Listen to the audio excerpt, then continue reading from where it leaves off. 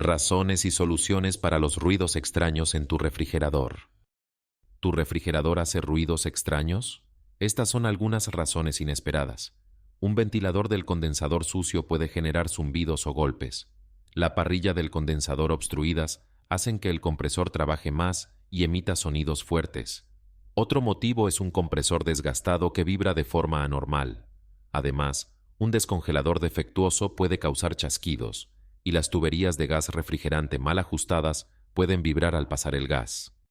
Si necesitas ayuda, ofrecemos servicio técnico a domicilio en Lima y Callao. Escríbenos al WhatsApp 906-396-329 para solucionarlo.